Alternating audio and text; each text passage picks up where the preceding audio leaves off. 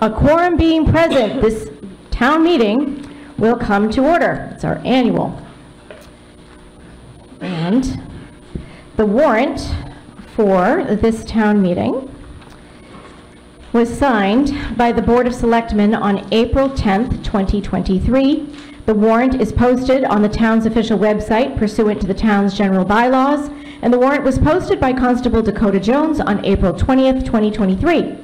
Therefore, I declare that the requirements of Chapter 2, Section 3 of General Bylaws of the town and Chapter 39, Section 10 of the Massachusetts General Bylaws have been satisfied. The following tellers have been appointed for this meeting. We have Leo Bisio, Rita at the left. On the right, we have Rita Garbett. The center rear, Nancy Lefebvre, and center front and stage, John Oliveri. We also have a deputy moderator, Norman Orrell, for one of our articles tonight. All have been sworn in by the town clerk. This meeting will be operated in accordance with Massachusetts general laws, the town's general bylaws, and by precedent of prior town meetings. We rely on the volume town meeting time as the standard of conduct for Lakeville town meetings. We will continue this precedent. I'm not going to go over everything over again. I think a few people came in, so I'm just going to cover a few general housekeeping rules. Has everyone received a copy of the warrant for the annual town meeting? If you do not have a copy, please raise your hand now. I see everyone has a copy. That's great. We have two microphones to the right and the left in the front. You must be recognized by the moderator by standing at a microphone. When you are recognized, please state your name and your address. If you have a motion, please have it prepared in writing. And after stating your motion, present it to me. All discussion should be directed through the moderator and not at each other or anyone up on the stage. Although we may ask people from the floor or from the stage to answer questions when appropriate. I'm not going to limit generally how long people may speak tonight, but if somebody is going on and on, I may encourage them to wind things up. Okay, I'm going to still try and let everyone have a first shot at the microphone before I let someone else say something again. I will exercise my prerogatives to keep the meeting moving. I ask that speakers only approach the microphone who have something new or pertinent to add. Please be respectful. Don't make your comments personal. As a legislative body, we expect a level of decorum, and you may lose your vote if you become unruly. I would not want that to happen. By precedent, the maker of the motion will have the first opportunity to speak after the motion has been seconded. Following the motion maker's response, I will solicit the Finance Committee's recommendation and any other pertinent committee, such as the Planning Board. Then any registered voter is welcome to speak to the article. When discussion is finished, we will vote. I'd like to take a moment to explain amendments. This is something that has caused confusion at past meetings. A motion to amend a pending motion requires a second and may be debated. We will vote on amendments to a motion before we vote on the original motion. To keep things from getting confusing, I will allow and decide the merits of, well, we will decide the merits of, not me, one amendment at a time. I'm only going to let one at a time. Amendments to a motion require only a majority vote, even if the original motion on the floor requires something else. If you have a point of order, you may shout that from your seat. Calling the question ends discussion and debate. You must come to a microphone to call the question. You may not do it before everyone has had a chance to speak. And you should not say something at the microphone and then try and call the question. You have your pink card. Don't lose your pink card. You only get one and it can't be replaced. We will be using the pink cards to vote. We have a yes and a no. That's for a balloted vote. Should we move to that? If that happens, I will instruct people how that will all go down. Motion to reconsider or rescind is only acceptable if new information has come to light that might have caused the members to vote otherwise had that information been available earlier. It is not acceptable as a ploy because everybody's left and you think that the vote is going to go differently. That's a kind of a tactic, and I'm not going to allow it. And a motion to reconsider requires a 2/3 vote and can only be made once. Aponequid administration requests that we only drink water in the auditorium. Let us respect their space. Please turn your cell phones onto silent mode. LakeCAM is recording this meeting. And at this time, I would like to introduce the members of the town seated upon the stage. We have Lillian Drain, the town clerk, Michelle Randazzo, town council, Brian Day, select board, Lorraine Carboni, select board, Leah Fabian, select board, Todd Hassett, town accountant, Ari Sky, sorry, Ari Sky, town administrator. We have Christopher Plonka, who is finance committee, and Lawrence Constant, who is finance committee. The following non-residents have either requested to speak or who may be asked to speak tonight. While we do have 2 regional superintendents on this list, including them is a formality because by statute, regional school district superintendents have the right to speak at town meeting. We will need a motion for the following non-residents. If there are any questions or concerns regarding any name on this list, please shout "hold" from your seat and we will discuss that person or persons after I have finished the list. Michelle Randazzo, town council. Ari Sky, town administrator. Christina Kotsaritas, assistant to the town administrator. Todd Hassett, town accountant. Mark Resnick, town planner. Erica Correa, town treasurer collector. Franklin Moniz, Lakeville superintendent of streets. Jamie Vivieros, Lakeville library director. Alan Strauss, Lakeville Freetown superintendent of schools. Aaron Polanski, Old Colony superintendent of school. Sarah Griffin, Old Colony. Deidre Farrow Welch, Freetown Lakeville regional business manager. And Lisa Mann, project manager for Scalora Group, pertaining to Article 15. I need to hear a motion from someone to allow them to speak, and a second. So moved. Second. Thank you. Is there any discussion? Seeing no one coming to a microphone, all those in favor, please raise your cards. Thank you. You may lower them. All opposed, raise your cards. Thank you. The motion is approved. Okay. Now that everyone has a copy of the warrant, and we've confirmed that, I seek a motion to waive the reading of the warrant. So moved. Second. Thank you. Any discussion? All those in favor, please raise your cards. You may lower them. Any opposed? The motion is approved. On to Article 1.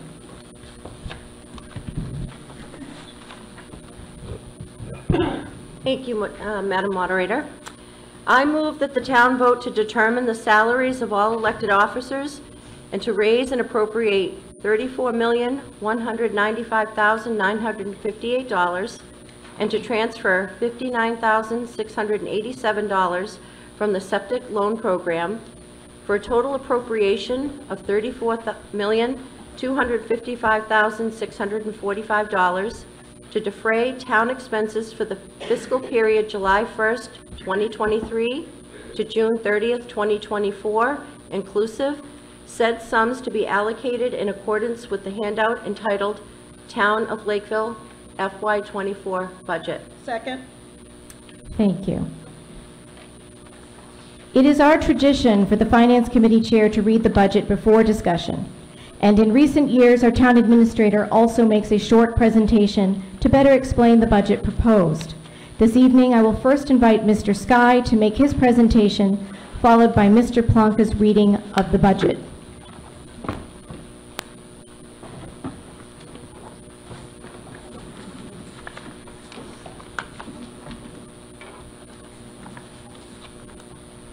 For the projector to come up.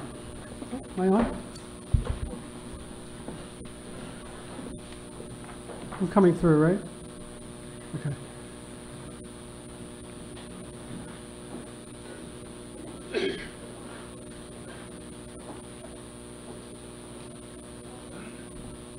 Okay. Good evening, everybody.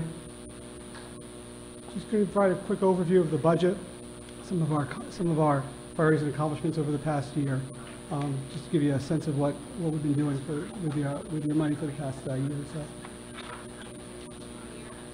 Can't hear? All right, how about now? Is that better? Okay, you got it. So in 2022, the town adopted a value statement, which really constitute the major drivers of the way that we deal with the public, with each other, and the values that we hold dear as an organization. They're really intended to help bring about a culture that is responsive and professional and adaptive and entrepreneurial. The main categories are respect, it's very small, integrity, teamwork, accessibility, accountability, and continuous improvement. This was put together by the staff as a way to kind of encapsulate what we're trying to do as an organization. Some of our major accomplishments over the past year. We established a multi-departmental working group intended to evaluate the town's process for addressing problem properties. Town meeting approved 5 articles intended to empower departments with more tools to act on blighted properties. Those articles have recently been approved by the Attorney General, and we're moving forward with a number of protocols. We launched a public outreach program, maybe some of you have seen it, called Welcome to Lakeville Town Government. It's a series of videos designed to introduce residents to town departments and highlight current issues. We did one recently with our town clerk about the codification. You can find those on the Facebook page. We secured 0% interest financing through the Massachusetts Clean Water Trust for septic loans issued to residents by the Board of Health. We enhanced IT systems to improve the town's cybersecurity position. As I'm sure you all know, cybersecurity is a big concern and issue nowadays. We successfully implemented poll pads for check-in at elections and town meeting, and implemented a facilities management program to advance projects and manage town facilities. These are all just some highlights of some of the work we've been doing for the past year. The FY24 budget itself, the main focus is on sustainability. This was not a year where there was this is not a year where funds were too generously available. We had enough to be able to do what we needed to do, but we really tried to avoid major new initiatives that would cost a good deal of money. We want to make sure the budget met statutory obligations, maintain current levels of service, provide stakeholders with sufficient opportunities to address areas of concern. This was a year with a lot of inflation. We had contract increases. We had labor contract issues that we needed to deal with, things like that, and that's where most of the money went. Core principles were sustainability, proactivity, and competitiveness, especially to make sure that the town remains a competitive destination workplace for quality employees. The FY24 budget has been structured to provide additional background and transparency as well regarding municipal operations. And even after tonight, you're welcome to take a look online at the website. We have the whole budget document there. It's not going. There it goes. Okay. The recommended budget includes the following additions. It's fairly thin list. Funding to support collective bargaining agreements and employee contracts. We had a night differential pay for dispatchers in the police department needed for retention issues, and overtime expenses in the fire department. We have anticipated increases in employee health care costs and general insurance. The health care costs about 6%, which is a pretty good number compared to what you're seeing elsewhere. As well as some funding for veterans' grave markers was added in by the board during the process. This little chart on the bottom gives you a sense of what the growth was by program area for the most part. It was below 3%, except in public safety because of some of the issues I mentioned up top here.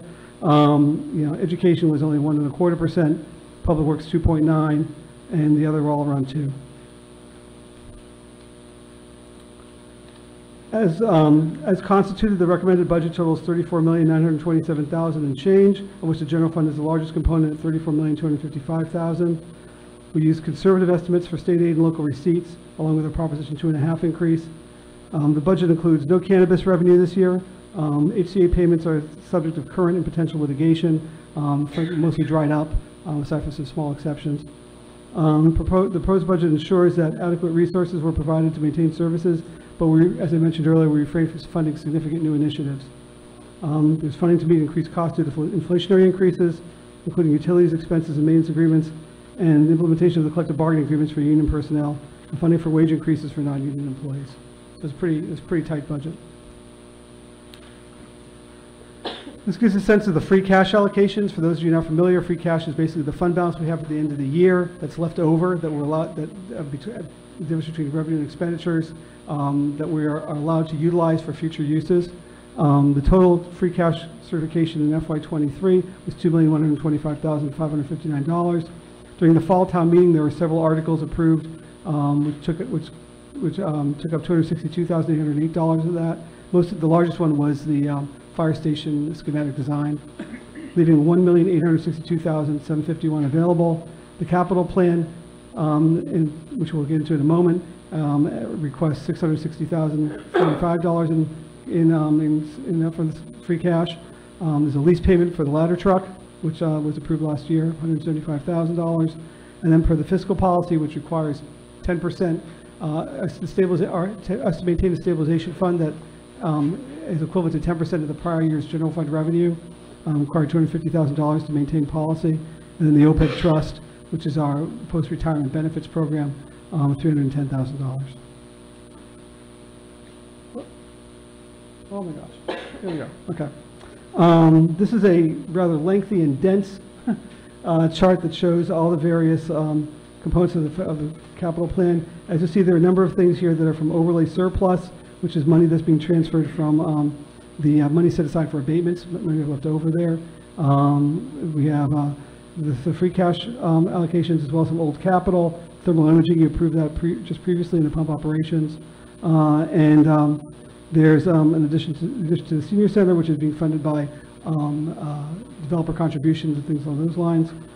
We have an improvement at the Parks Commission funded by retained earnings. There's a borrowing number for $1 million for the fire station.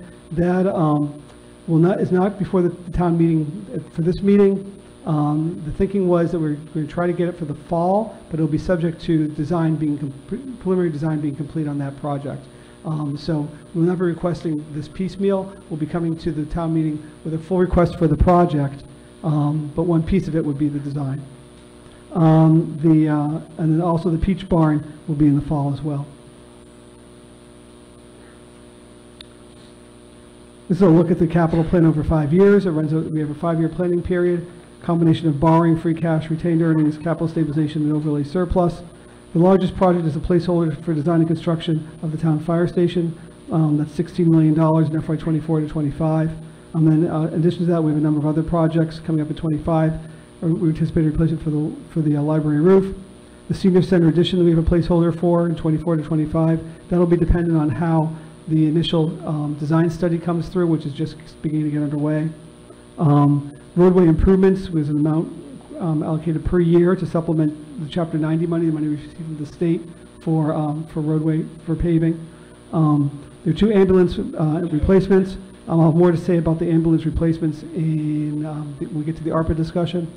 There's a fire engine replacement, some public works vehicles, as well as improvements at the DPW yard and parks projects. And this gives a sense of the source of funding. You'll see that most of aside from borrowing, for the most part, it's free cash, and then some old capital or developer contributions.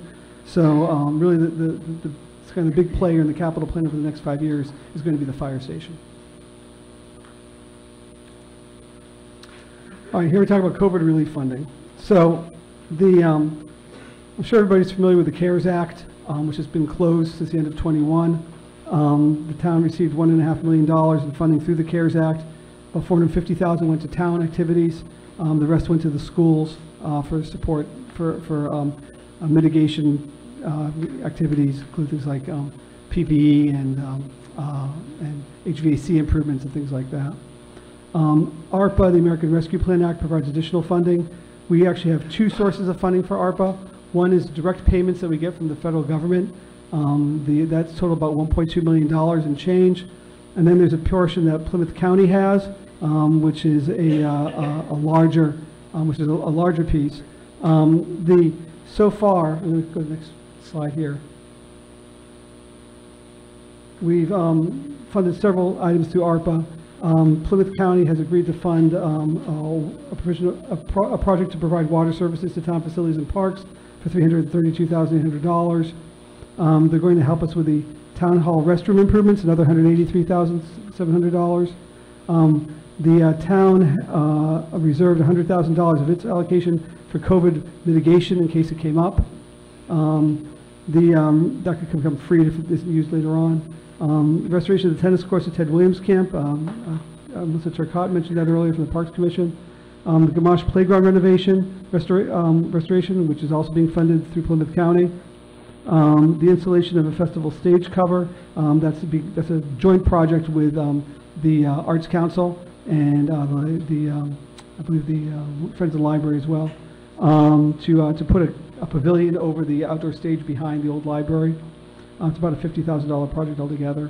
We have applied to the county for an ambulance replacement. We think we have a decent shot at getting that. If that happens, then the ambulance that I mentioned, which is in FY25 in the capital plan, would drop away. So that'd be really good news. And then the North Fields project, the board approved last meeting on the 24th, and that project would allow for to make the fields off of Bedford Street on the north side of Ted Williams Park accessible for use by leagues and the public. So that's our entire presentation. Thank you for your consideration.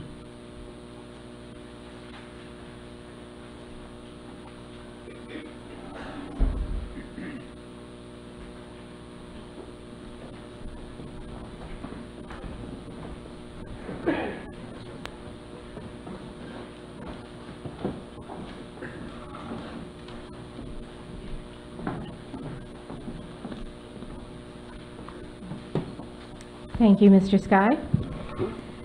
I will now invite Mr. Plonka to read the budget. In the interest of efficiency, I ask that anyone who wishes to discuss a line item in the budget in greater detail shout "hold" from their seat. Don't get to yell much, but this is another time I'll let you yell. I will make a note of the request. After Mr. Plonka has finished reading the budget, we will return to the held items for further discussion. Mr. Plonka. Thank you, Madam Moderator. I invite you to follow along as I read the budget. It's a very long list with a lot of numbers, and I beg your patience. Should I make an error with the numbers, the figures you see in your warrant packet are the correct ones. Refer to what is written and not necessarily what I say, but I will try my best. General Government, Selectmen Administration, salaries, $340,547. Expenses, $69,100. Finance Committee, expenses, $600. Reserve Fund, $150,000. Accountant, salaries, $63,866. Expenses, $85,125. Assessors, salaries, $91,598. Expenses, $116,960. Treasurer and Collector, salaries, $195,476. Expenses, $55,000. Legal Services, expenses, $75,000. HR and Payroll, salaries, $188,124.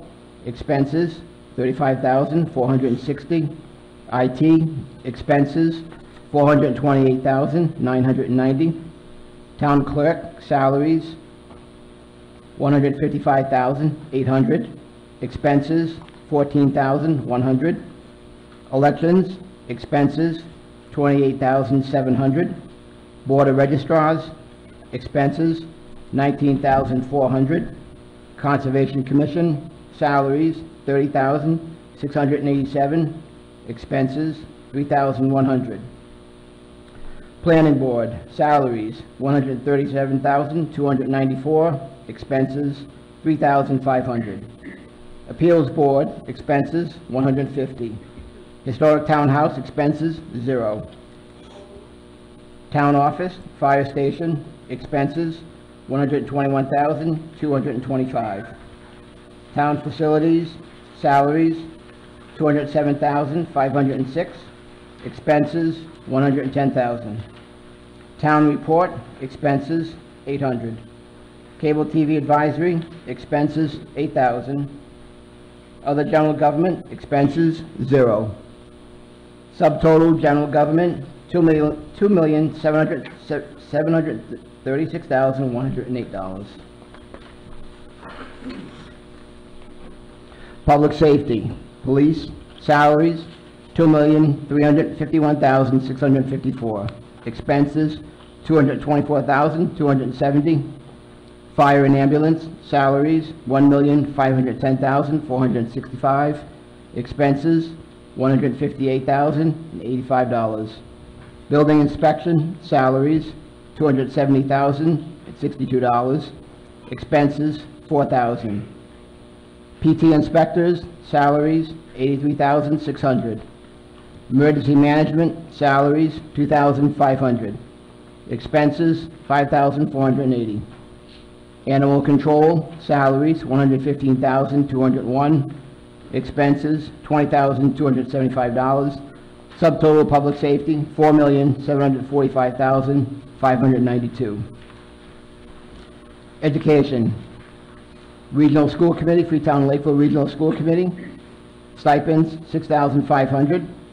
Operating assessment, $16,050,986. Transportation, $269,731.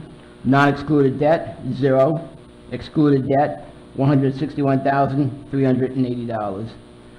Old Colony Regional Voc Tech, $2,496,060. Agricultural high schools, $441,765. Subtotal education, $19,426,422.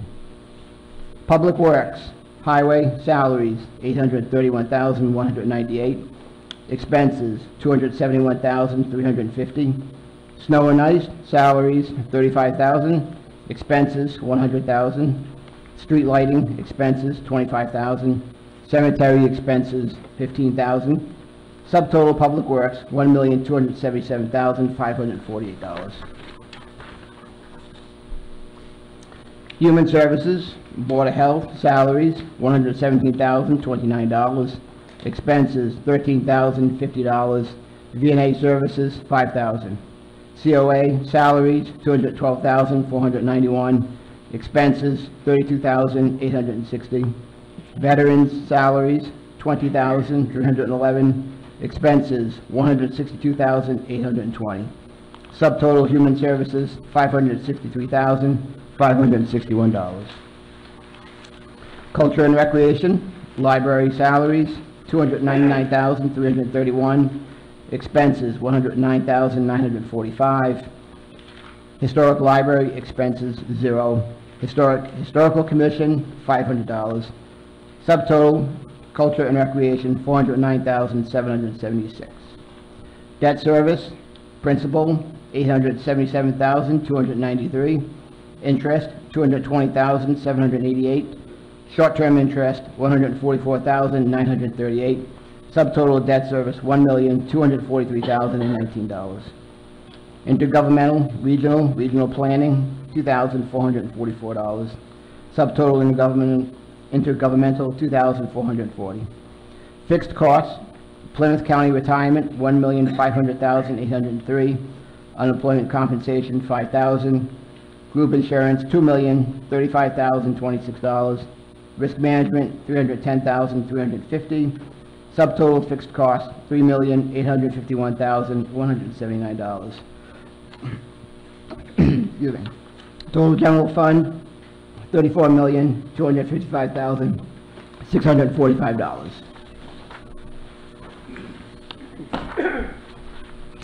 Thank you, Mr. Plonker.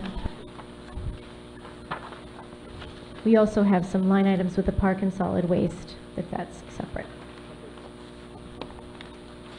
I did hear a hold under historic townhouse. Would the person who shouted hold like to come to a microphone?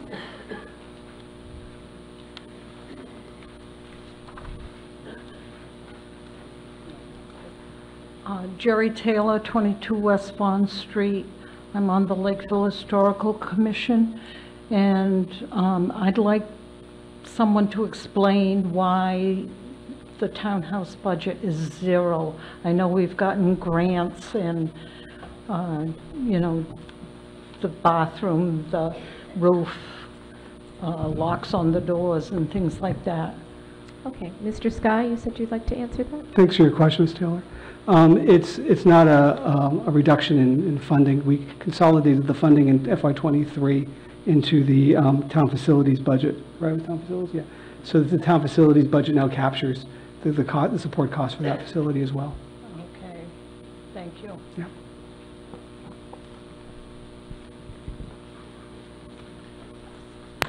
Good evening, Madam Moderator. I'm out of order, but the Finance Committee can read faster than my brain can process what he said. I have a question on item 1, the Selectmen Administration, and I'm hoping you'll allow it. I will allow it. What is the question? I noticed that we're funding for 3 selectmen. We approved in November of last year for 5. I know that the 5 has to get approval from the state legislature. So the question that I'm asking is, what will be the process whereby when the legislator rules, how will we fund that? And does it not being in this budget mean that it can't be funded until the next fiscal year? Would someone on the select board like to address that? Sure, I can answer it. Mr. Sky. Hi, Dick. So that question did come up during the budget process. The funding for the position was discussed, but the amount required was fairly light. So I think the board decided to just, you know, let the process ride. The amount needed in FY24 for the stipends, because remember it's only for 3 months, would be, assuming that it gets adopted into the legislature. And by the way, I don't think the special act has been introduced yet. But the cost of stipends, assuming it took effect in 2024, would be $2,250. So we could find that quite easily. And then there might be it'll be $9,025 though. So obviously we fund that in 25 budget. And then in addition to that, there's health care. They have any board member has the ability to go onto town health care. Now, it's a pretty large pot of money that we have in healthcare, so you know, a couple more people probably make a difference in terms of the churn. But if they decide to get the buyout, which the town provides, then that could cost a little bit of money, up to $5,000 a year. So the cost in FY24 could be another $2,500 in addition to the $2,250. So worst case, about $4,700. Thank you. As a formality, I would like to ask the Finance Committee's recommendation on this budget. Finance Committee voted to recommend approval. Thank you, Mr. Plonka. Any other discussion? Seeing no one at a microphone, we may go to a vote. This requires a majority vote. All those in favor, please raise your cards. You may lower them. All those opposed, please raise your cards. The motion passes. On to Article 2. Madam Moderator, I move that the town vote to appropriate the sum of $225,889 for the Park Department Enterprise Fund as follows. $17,500 to be raised by taxation, $15,000 to be transferred from park retained earnings, and $193,389 to be raised from estimated Park Department receipts.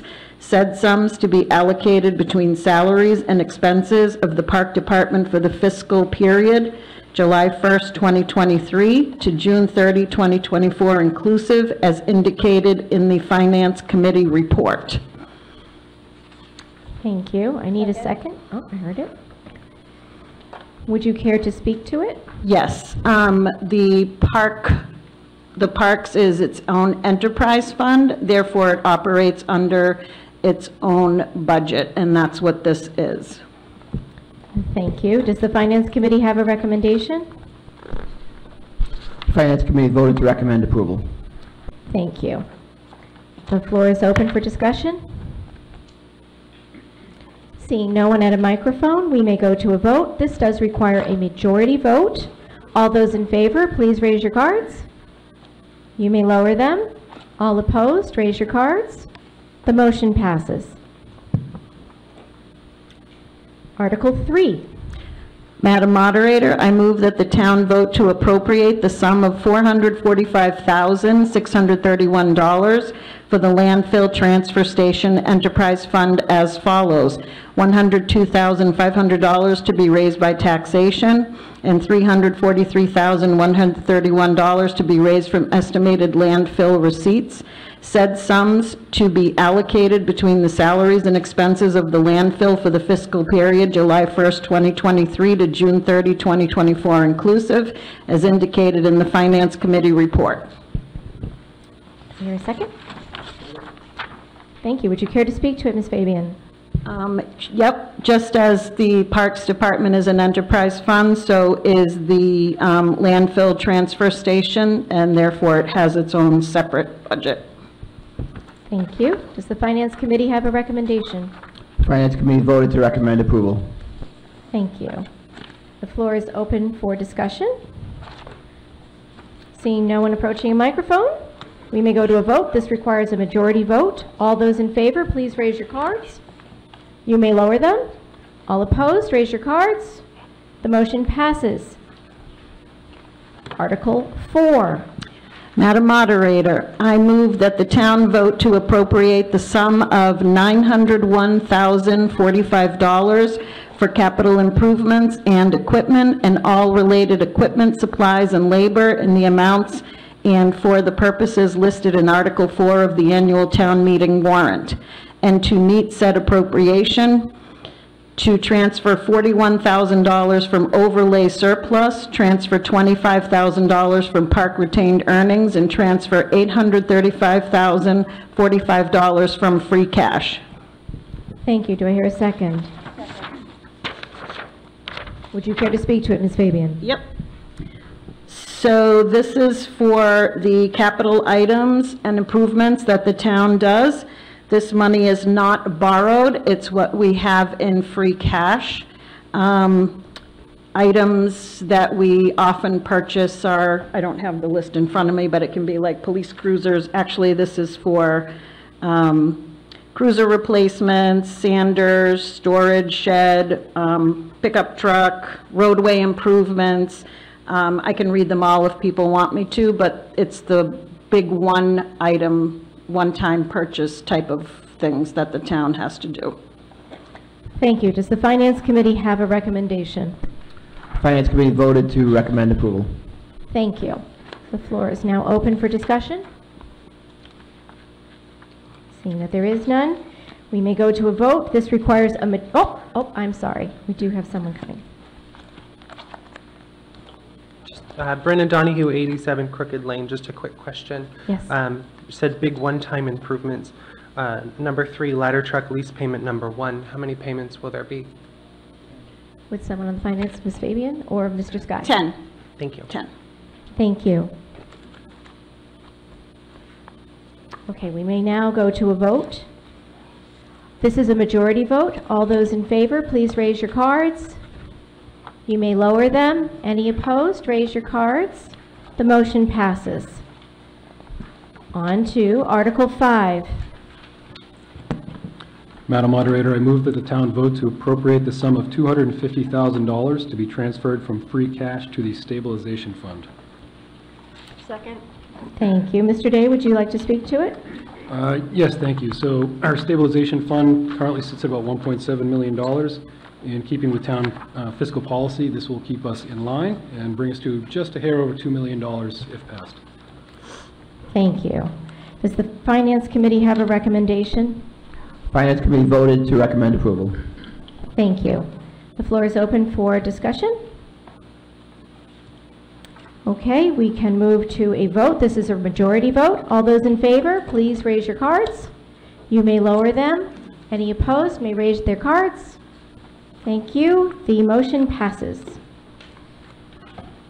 On to Article 6.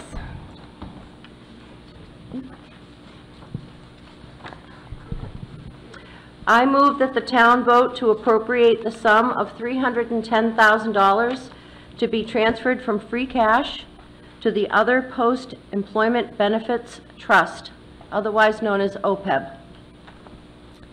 I need to hear a second. Second. Okay. Would you like to speak to it, Ms. Carboni? Thank you. Every year, we allocate money to go into this fund to reduce our liability. Right now, our OPEB liability is sitting around $15,747,074. So this will help reduce it in line and keep us in line with what we need to do. Thank you. Does the Finance Committee have a recommendation? Finance Committee voted to recommend approval. Thank you. The floor is open for discussion.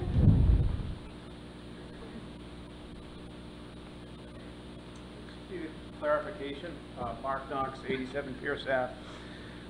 The last 3 articles have all been from free cash, and we just approved a $34 million budget, and I didn't see a line in there for free cash. So I guess help to explain where this magic money comes from. Mr. Sky? So the budget process consists of several different constructs. You've got the general fund budget, the enterprise fund budgets. The general fund budget consists of revenue and expenditures, right? And then, and it's balanced. But over the course of the year, we try to keep our expenditures to a minimum, and hopefully we've estimated revenues conservatively enough that we get more revenue than we expected. The result is that you have a net fund balance. That fund balance can be when you go through the accounting process, the auditing process, the state will look at that number and say, okay, you can use this much. They call it free cash. And it's basically your fund balance left over at the end of the year. And then that money, you don't want to put that into your operating budget, because you put it into your operating budget, then you're putting it towards an ongoing cost. So by policy, very conservative and honorable policy what the town has done, so it takes that free cash and puts it towards one-time items, or items that are that are discrete and and identifiable. So because of that, it was determined a long time ago that it was in the town's interest to budget free cash as a separate item, and which we're permitted to do. Right, but I didn't see free cash in the budget for this year that we're approving. Is there a line that says free cash? No, we don't use free cash to balance our budget. Right, so Through the moderator. Ms. Moderator, through you to whoever will answer me. Again, we're just approved a pretty big budget, and now we've approved 3 article items that total over $2 million in free cash. I guess I just want to know where it comes from. I don't think your question, well, your answer answered my question. Where in the budget does the free cash come from? Is everybody asked from departments to over budget by 10%, and then when it... So Ms. Fabian, did you want to add something? Well, Ari can explain it, but I can, very simply say there's a different accounting. I don't know if this particular handout is in the packet, but the town has other accounting. Maybe Todd or Ari can explain it. And free cash is a separate line item that's kept independent of the operating budget. So pretty simply, we have free cash, we have the stabilization, we have other accounting that the town does that we're audited on. I don't know if this handout is there, but I'd be happy to give mine to someone if they want to look at it. I mean, really, free cash is really the net balance left of the prior year. The reason that happens is because the town has always been very conservative in the way it budgets its revenue. There's always a little bit left on the expenditure side. You want there to be a little bit left on the expenditure side. You don't want to have a situation where... you don't want to create a deficit. Right, you don't want to create a deficit. So, $2 million, I don't know what the breakdown would be, how much that was revenue and how much was expenditure. I couldn't really get that for you right now. But I can tell you that our revenue generally outperforms where we budget it, and that's deliberate policy on the part of the town. All right, I don't know if it's a great answer, but okay. Okay, thank you, Mr. Knox. No. Yes. First of all, I'd like to say that I really appreciate Ari's presentation before the budget. I thought it was very useful, and his recommendation to go to the website and read the full report, I think, would be very beneficial to everybody. I found more information in the budgeting of Lakeville finances this year than I've ever seen before, and in terms of one of your goals of transparency, I think that's great. If the outstanding litigation regarding the cannabis fund were to fall in the town's favor and we get it the litigation resolved, would that cannabis money go into free cash? Yes. As an example? Yeah. Mr. Sky? Yes, I'll it allow would. that within scope. Yeah.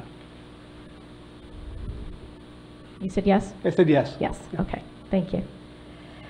Okay, this requires a majority vote. All those in favor, please raise your cards. You may lower them. All opposed, raise your cards. The motion passes. Article 7.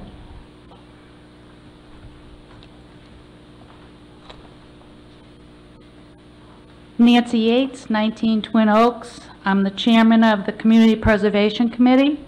I move that the town vote to appropriate or reserve from the Community Preservation Fund annual revenues for the purposes and in the amounts recommended by the Community Preservation Committee for fiscal year 2024 as shown in Article 7 of the annual town meeting warrant, with each item to be a separate appropriation. Second. Would you care to speak to it, Mrs. Yates? Yes.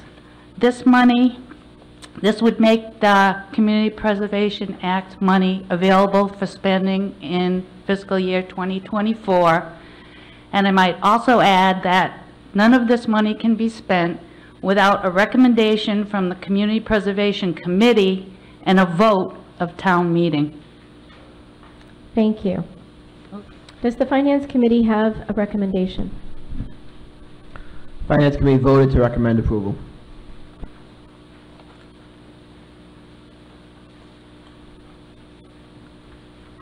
The floor is open for discussion. Okay, we can go to a vote. This requires a majority vote. All those in favor, raise your cards. You may lower them. All opposed, raise your cards. The motion passes. Article 8. Bob Marshall, 16 Barstow Street. Madam Moderator, I move that the town vote to approve the $500,000 indebtedness authorized by the Regional School District Committee of the Old Colony Regional Vocational Technical High School to pay the cost of a feasibility study relating to the possible renovation and/or construction of the district high school located at 476 North Avenue, Rochester, as described in Article 8 of the annual town meeting warrant. Mr. Marshall, could you state your relationship to this article, please? Yes, I'm a member of the Lakeville representative of the Old Colony School Committee. Thank you. Would you care to speak to this?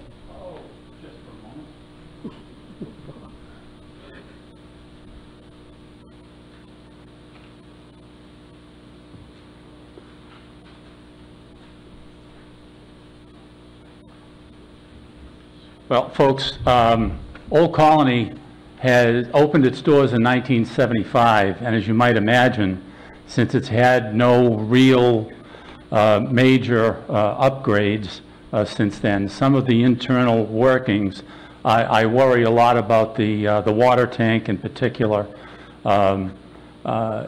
need some work. In addition to that, we'd like to consider, as part of the feasibility study, perhaps some new shops. But before I get too long-winded here, we have with us our superintendent, Aaron Polanski, and I think he knows a whole lot more about our needs than I do, and I'd ask if he could speak to it, Madam. Yes, Mr. Polanski may speak. Thanks for adjusting the mic, Bob. I'll keep it short, literally and figuratively. Old Colony opened our doors in 1975. We're currently limited by our existing physical footprint, and we need to expand in order to provide sufficient space for our existing students. We're also considering a fully operable construction program, which would mean the addition of plumbing and HVAC programs, which we currently do not offer. Our applications from our 5-member districts total over 300 students for an available 140 slots in our freshman class. In May of 2021, we submitted a statement of interest to the MSBA. In March of 2022, we were invited into the MSBA eligibility period as part of their grant program.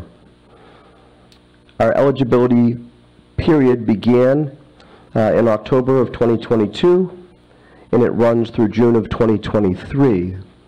This ask that we're putting before you is for a feasibility study to investigate the potential renovation, construction, or combination of the two to address the issues previously mentioned. Old Colony took and budgeted $1 million for the project. We took $500,000 from our own stabilization fund to fund half of the project. We're asking our 5-member towns to share and allow us to incur the debt for the other $500,000. The vote tonight is not for Lakeville to carry the $500,000. The vote is for Old Colony to be able to incur that. We need your permission to incur that debt. The estimated portion of debt for Lakeville, and it's short-term debt, it will be paid back over a 5-year period of time. It's estimated to be $160,000 over 5 years. It's based on enrollment, so that number could fluctuate, but that would be based on current enrollment, which is 149 Lakeville students at Old Colony, as we currently sit. In the event the feasibility study is supported, we'll come back and we'll be able to give our member towns a better idea as to the costs associated with either renovation, construction, or a combination of the two. Right now, we don't have those answers, and we'd like to be able to make the educated decision. In the spirit of transparency, what we've done is we've created a tab on our website. If you go to our website, www.oldcolony.us, you can click on MSBA Update and you can see all of the details. The reason why we've done that is there's a difference between honesty and transparency. Honesty is when you ask me a question and I give you an honest answer. Transparency is when I offer you the answers before you ask. And so we want you to have access to see every step of the process, and that's available online. If anyone has any questions, I'd be more than happy to try and answer them. If I don't have the answers, I'll do my best to find them for you. Thank you. If there are any questions, you can approach the microphone. Thank you. Does the Finance Committee have a recommendation? Finance Committee voted to recommend approval. Thank you, Mr. Plonka. Yes. Brandon Donahue, I'm a bit confused. You said it's a 5-member district. Can I talk to him? No, you speak through me, Okay. and I'll have him answer Okay. you. He said it was a 5-member district. Is each district giving $500,000? No. Or indebtedness $500,000? Would you care to speak to that? Yeah, please. Thank you for asking the question. That's what we were hoping to clarify tonight. It has to be written the same way for every town so that it's a unanimous vote. It has to be unanimous in order for this to pass. The $500,000 is the total that we're asking all 5 towns for. The estimated portion for Lakeville is $160,000 approximately, right, based on enrollment. Is that helpful? Somewhat. Then why does it come to $1 million?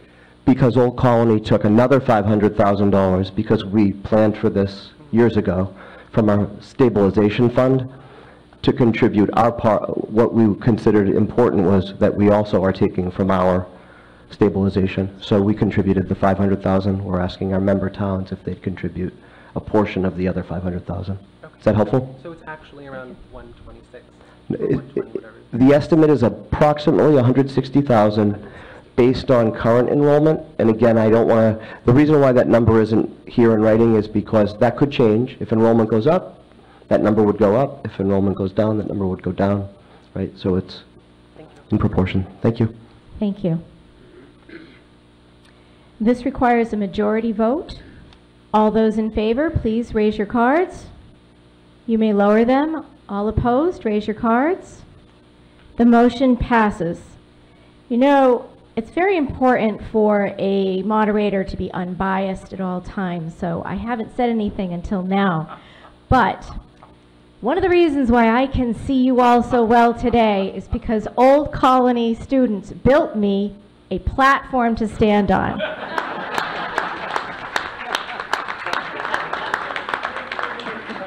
So, Just real quickly, thank you all very much. This means a great deal to us, and you're welcome for borrowing my platform. Oh, you're not getting it back. Thank you. On to Article 9. Hard to follow that. Chris Spratt, Holland Road, in the chair of the Board of Health.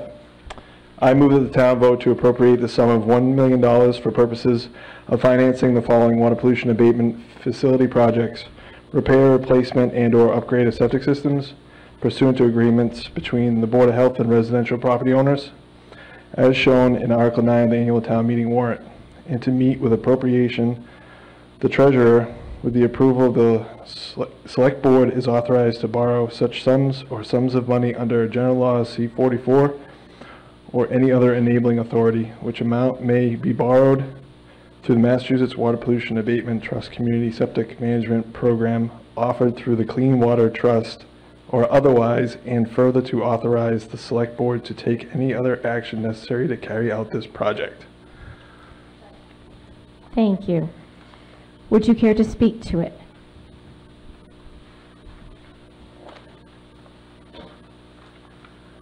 I will. So this is the septic betterment loan program that we've been using since I've been on the board. And it gives the opportunity for anyone who has a failing system or any other repairs needed to access money that they may not be able to find other ways, other means to access. There is, the interest, we used to get interest on it. I don't know, I heard something different tonight about 0% interest in Ari's presentation. So the town was making money off of it. And also one thing that comes up often too is if people foreclose or foreclosed on, does that cost the town money? These are super liens on their properties. So if there was a foreclosure, we get paid first. Thank you. Does the Finance Committee have a recommendation? Finance Committee voted to recommend approval. Thank you. The floor is open for discussion. Okay, this requires a 2/3 vote. So we'll see if this needs to be counted. So, is there anyone opposed to this motion? I don't feel like, okay. So I see no cards. Oh, wait a minute, I see some cards. I do see some cards. Okay, so we're going to count this. Tellers, would you please rise and get ready to count? Everybody in position? All right. All those in favor, please raise your cards and hold them up for counting.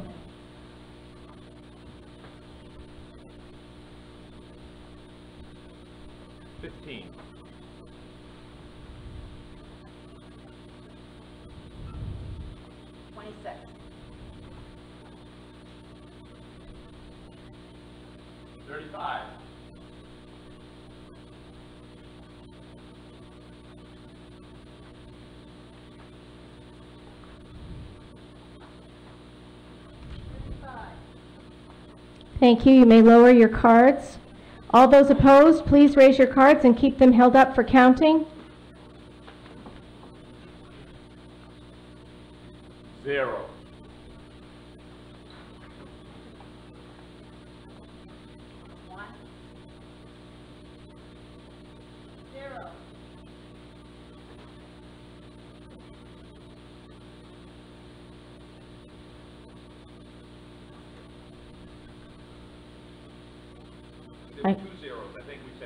Oh, you said them at the same time. Thank you. I was like, I'm waiting for the fourth. 2. The motion passes 111 to 2. On to Article 10.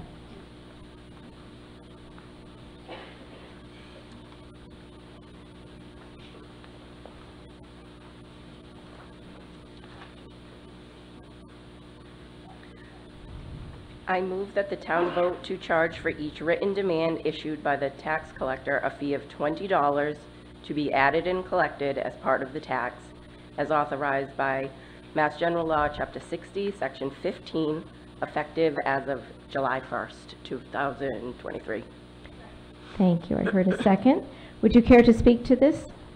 Sure. The last time the demand was increased was January 1st, 2009. Thank you. Does the Finance Committee have a recommendation? Finance Committee voted to recommend approval.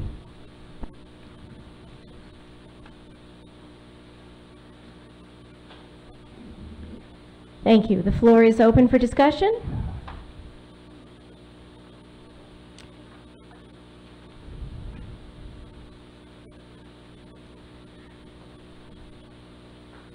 Hi, Tom Rashad, 13 Lakeside Avenue. Could we have a little bit more explanation as to exactly what this has to do with? Okay. Ms. Correa?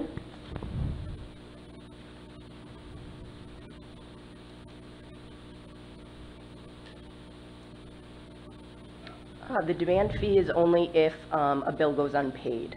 So if a motor vehicle bill is not paid, if your real estate tax bill is unpaid, the next bill that would go out would be the demand, and that would increase to 20. Very good, thank you. Madam Moderator, should probably also note the current demand fee is $15. $15? Yeah. Thank you. Okay. This requires a majority vote. All those in favor, please raise your cards. You may lower them. All opposed, raise your cards. The motion passes. Now, Article 11. While technically this article would not directly apply to me personally, as it would, if approved, not go into effect until the next election cycle, to keep things absolutely without any conflict of interest, I am recusing myself from moderating the next article. I've asked Mr. Norman Orrell, a former Lakeville Town moderator himself, to moderate this article. Thank you.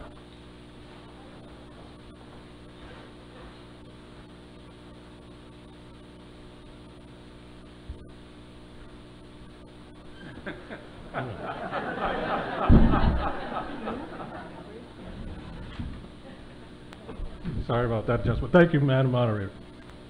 This is Article 11. Do we have a motion? Yes, please.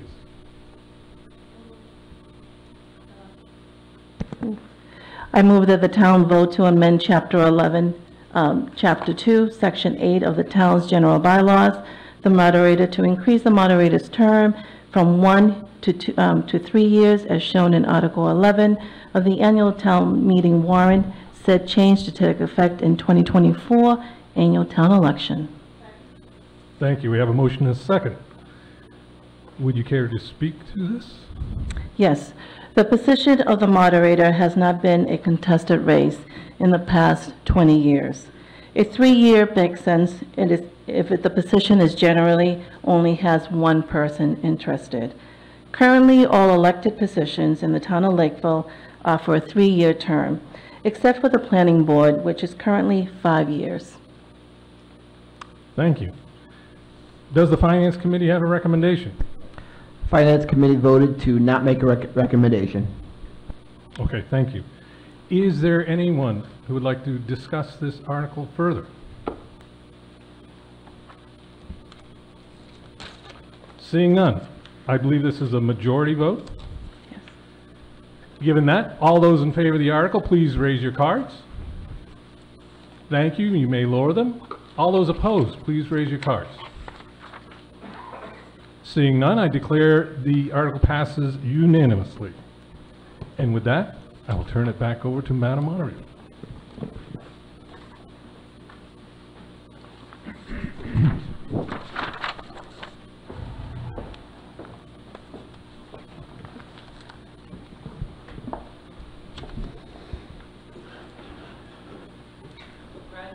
Oh, I didn't win anything, but maybe next year. Maybe next year. You can double my salary.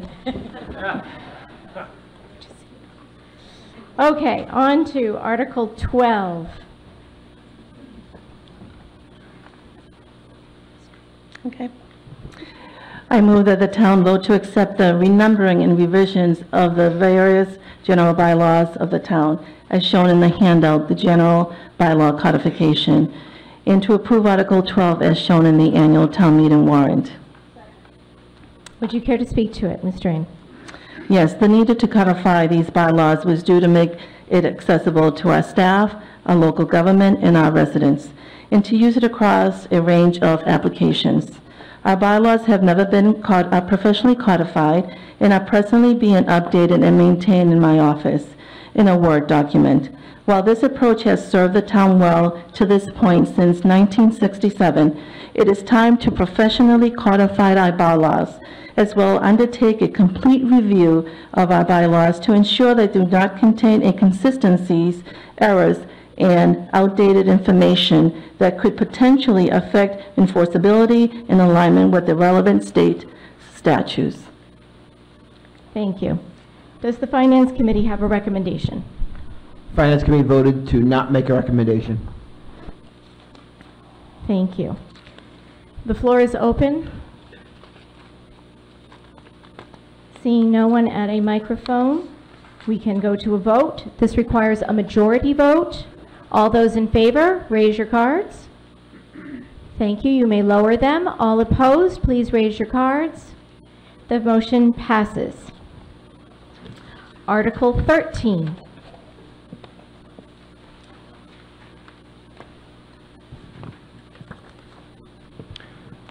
I move that the town vote to accept the renumbering and revisions of the various zoning bylaws of the town, as shown in the handout titled Zoning Bylaw Codification, and to approve Article 13 as shown in the annual town meeting warrant. Thank you. Would you care to speak to it? Briefly, this is a sort of a housekeeping issue that a grant was issued and triggered this renumbering after a number of years of zoning amendments. The numbering became out of order or didn't work as well, so it was necessary to update that numbering, which I would actually like to thank Lillian and Nathan Darling. Worked very hard on that, so thank you. Thank you. Does the Finance Committee have a recommendation? Finance Committee voted to not make a recommendation. Thank you. Yes. Madam Moderator, Dick Scott, Rush Pond Road. Will the zoning map be updated to reflect this new numbering, etc., so that the bylaws match the zoning map? It has nothing to do with the zoning map. It all has to do with the numbering of the actual bylaw itself, that is conjunction of general and zoning all in one document. Okay, the only reason I'm bringing it up is because the last time the zoning map was updated was 2018. This seems like a perfect opportunity to bring us up to date. And your point's well taken. It's not done, but it's 5 years. It seems like a good time to reflect that. That would be for someone else to do that. Thank you. This requires a 2/3 vote.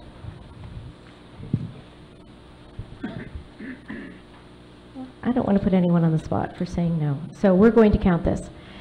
Let's have our tellers up, please. All those in favor, please raise your cards. Hold them up for counting.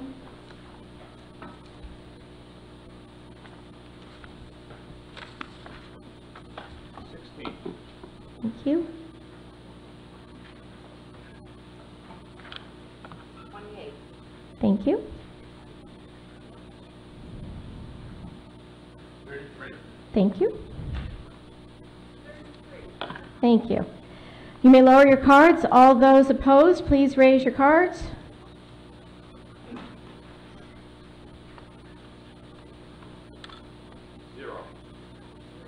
Zero. 2. Thank you. I need to declare this vote, though. 22, 6.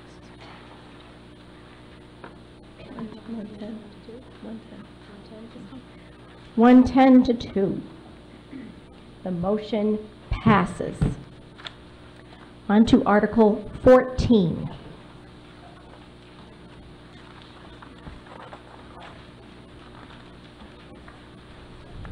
I make a motion to pass Article 14 as it is written in the warrant.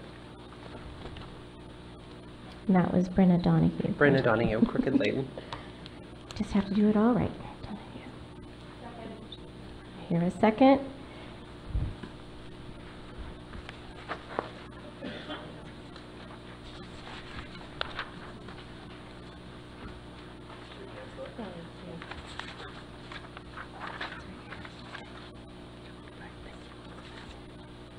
Okay, Ms. Donahue, would you care to speak to this? Very simply, it's not to target anybody, it's not targeting any situation.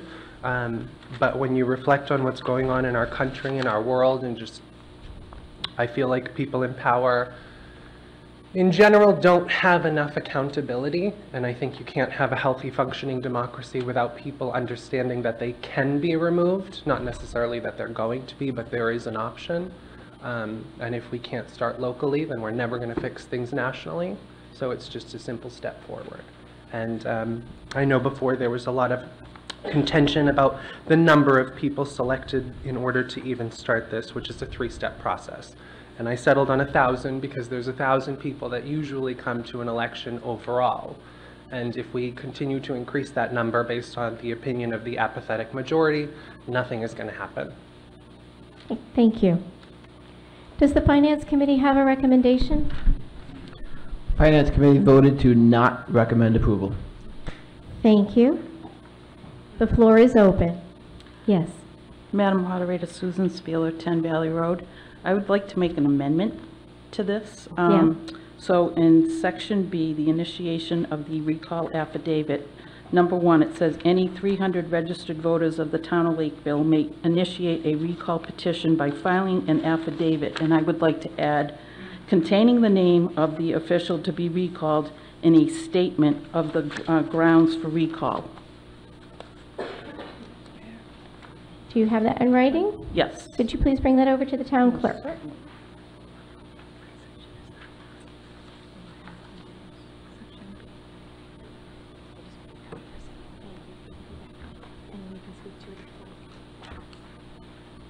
To be recalled.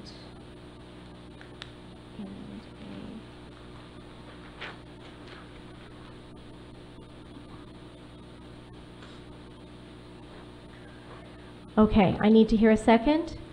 Okay, thank you. Ms. Spiller, would you like to speak to this further? Sure. So it just makes it clear on what the recall, what the grounds are for the recall. So when people are signing on the affidavit, they know exactly what the recall is about, not that it's just recalling so-and-so. There's a reason given. Thank you. You're welcome. Yes. Madam Moderator, William Kowalski, 92 Holland Road. I have 2 concerns regarding the 300 number in the initiation. Oh, okay, I'm sorry, hold that thought. We're just talking about the amendment right now. Okay. So we're debating the amendment. If anybody would like to come to a microphone to discuss the proposed amendment, please do so now. Okay, so now we're just going to vote, majority vote on this amendment. If you approve of this language to be added, please raise your cards. Okay, you may lower them. Is there anyone opposed to having this language added as amended?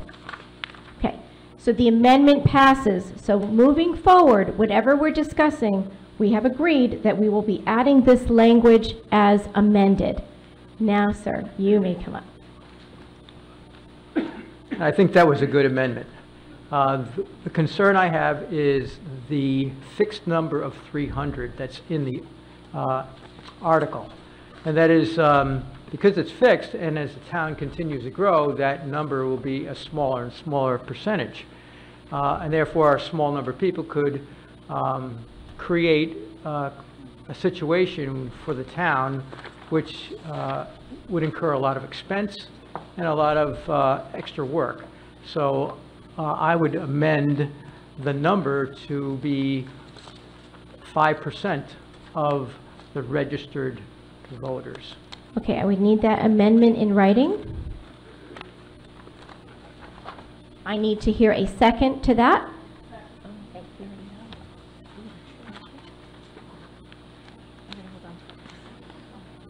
So now we're discussing the merits of amending Section B initiation of a recall affidavit. We will be changing the number from any 300 registered voters to 5% of total registered voters.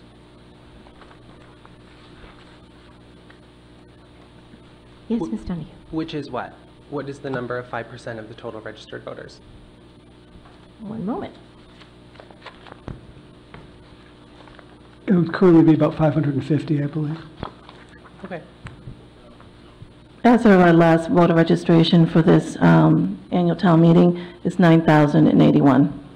So 5% of that. 9,000. You said 9,081? 9,081. So what is 5% of 9,081? Oh my gosh, who are the finance guys? We need you on this committee. It's 454. 454. Yeah. Thank you. I don't actually have a problem with that amendment. It's only adding 150 people. I don't necessarily think it's necessary, but I would like to point out that the 300 people is only to initiate the recall. In order to actually call the election, you would need to get another 1,000 signatures. So you can use those initial 300 people again, but you're still going to need to get an initial 700. So it's not just 300 people calling the election. In total, it's 1,000. Thank you.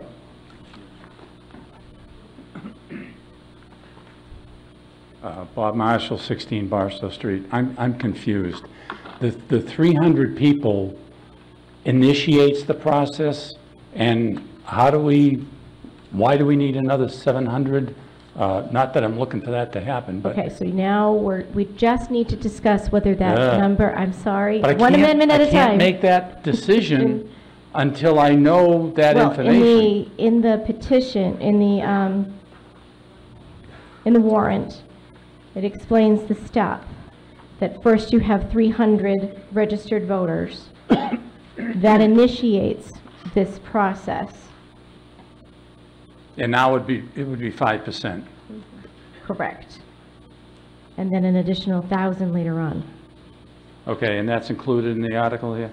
Yes, if you look under C, the petition, number 5, it says the petition before being returned and filed shall be signed by 1,000 qualified voters of the town. Thank you very much. My error. Thank you. Okay, so we're just voting on the proposed amendment to change it to 5%. So it won't be 300, we would change it to 5% of the registered voters in the town of Lakeville. All those in favor, please raise your cards. You may lower them. All those opposed, this passes by majority. So it will now be 5%, and that is what we will continue with on this article. Now, returning back to the article itself, is there anybody else who would like to speak to this? Okay, seeing no one approaching a microphone, this requires a majority vote. All those in favor, please raise your cards.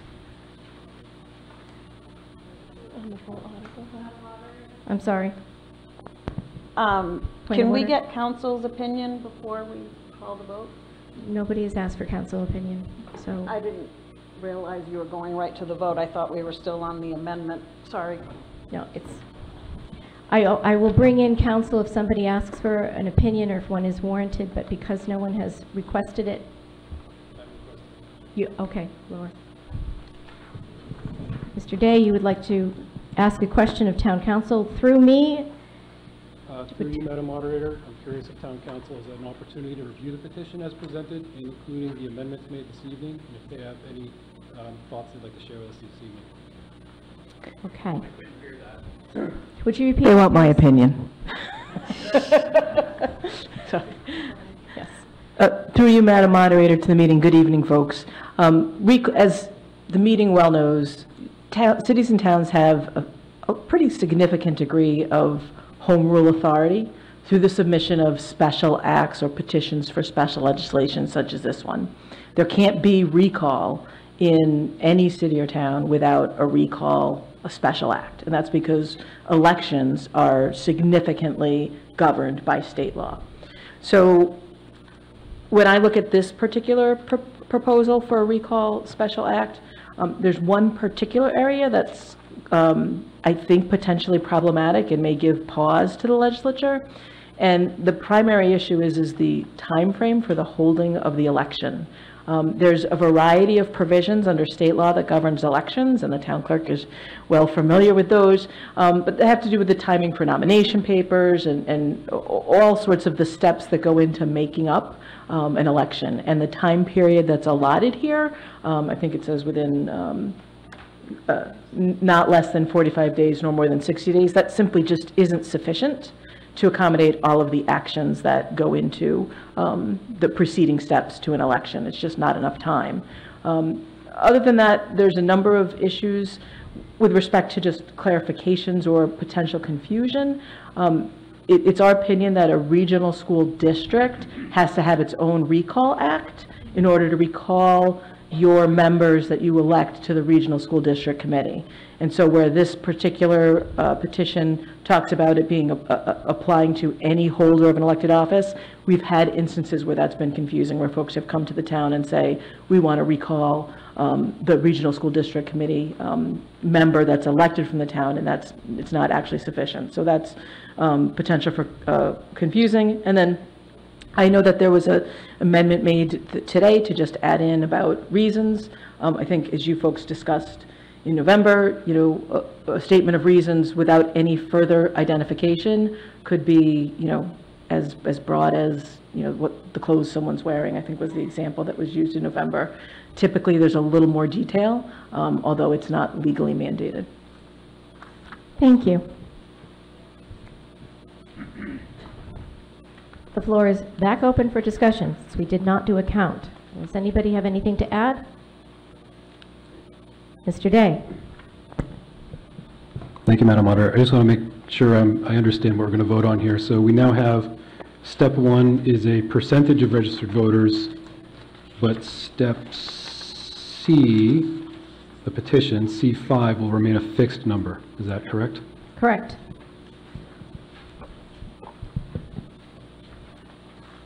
Okay. Madam Moderator? Yes, Ms. Fabian.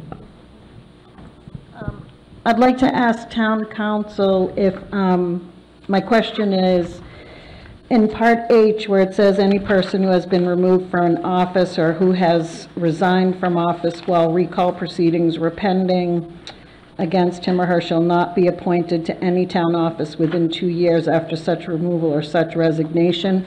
That was one of the issues that I had with the recall petition back in the fall.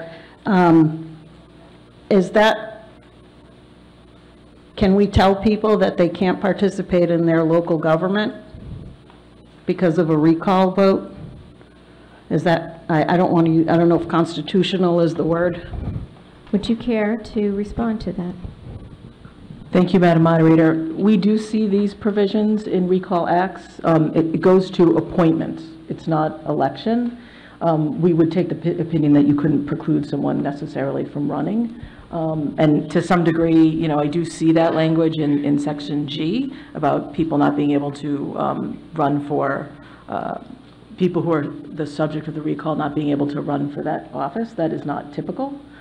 It will be for the legislature to decide whether or not they find that to be a violation of any constitutional rights, although sometimes we do see it from time to time. But with respect to the appointment, no, that is, because this is a special act, it has the same standing as state law, and you folks can decide whether or not it's appropriate for appointment, if folks that have been recalled are appropriate for appointment to a position. Okay, Madam Moderator, G was my other concern too. You know, if we're going to have a recall, I think, and seeing how much time it takes to get through the legislature, I don't think we should send something to them that they may find unconstitutional and then kick it back, because now it's going to be 2 years before we have a recall at a minimum. So I would just ask folks to, you know, to really think about G, and just because someone makes a decision that you may not agree with doesn't mean that that person shouldn't have the right to participate. That's it. Thank you, Ms. Fabian. Ms. Donahue. I think in the spirit of democracy, It's not so much about stopping someone from participating, it's about stopping them from being in a position that they have shown that they cannot either handle at that time or at maybe a later point in the future they'll be better at it. It is not unconstitutional to not provide a reason. It is not unconstitutional to say that someone removed from an office cannot then run again within a certain amount of time. And the idea that by passing this we're preventing people from participating is incorrect, because everybody here is participating tonight. I would also like to point out that as an elected member of the Parks Commission, you can recall me because you don't like my clothing. And I just think they're foolish excuses by people who don't want to debate and discuss and explain their decisions, because that is the point of having meetings like this, of having democracy. And if you just don't want to talk about it, but then not be held accountable, that's on you. And I don't think that everybody else should be kind of fear-mongered that we don't want to waste the legislature's time, we don't want to waste the state's time. I don't buy any of that. This is for our town. Thank you. Madam Moderator, could you ask Ms. Donahue to cite her source where she said it is? Wait, no yelling back and forth, please. Ms. Fabian, what question do you have? Well, she stated that it is not unconstitutional. Could you please cite the source? I will not ask her to cite the source yet. I would ask Town Council, Ms. Randazzo, do you have a response to that? I do not. You do not. Ms. Donahue, do you have a source to cite for that? Or no? I don't, and my closing remarks, but I think okay. Because this is what we're discussing, it should be cited that it's against the Constitution, not that what I'm presenting. Thank you. Mr. Marshall. Yes, Bob Marshall, 16 Barstow. Once again, I'm confused. I'm not sure. I thought I heard Ms. Donahue mention that the person wouldn't be able to run again. I'm reading appointed, and I thought I heard council use the term appointed. She did. Would this mean if a recall went through that the person couldn't be appointed, or they couldn't vote, or both? So according to the way this is written, the first point is that any elected official sought to be recalled may not be a candidate to succeed him or herself. So that's line 1 of G. Right. That's about running. Okay. The other part was appointed. So it would be both? Correct. Thank you. Ms. Randazzo, would you like to? Yes, I mean, just to clarify, it's the person that's subject to the recall would not also be able to take out nomination papers and run for the seat from which that person is sought to be recalled from. It is pretty common to have that included in there. Madam Moderator? Yes, Ms. Marshall. Would the person be able to run for some other office? Through you, Madam Moderator, I don't Yes. see anything in this particular petition that would preclude that. Thank you. Thank you. Yes. Dick Scott, Rush Pond Road. If we just passed an article that did not require going to the legislator, it would get an Attorney General review. Is that correct? Ms. Randazzo. If I could speak to that. The Attorney General, I don't guarantee folks anything, but I can pretty confidently guarantee you that the Attorney General would return it to the town and say it could not pass it without a recall special act. And I guess what I'm leading up to is the reason we're talking about this is because of a situation that happened last year. And people were understandably feeling like they were voter nullified by the selectmen who voted their conscience, okay? Since then, I've come to realize that it's not just the selectmen. We're talking about all elected officials that may or may not do something that the public feels very outraged about, okay?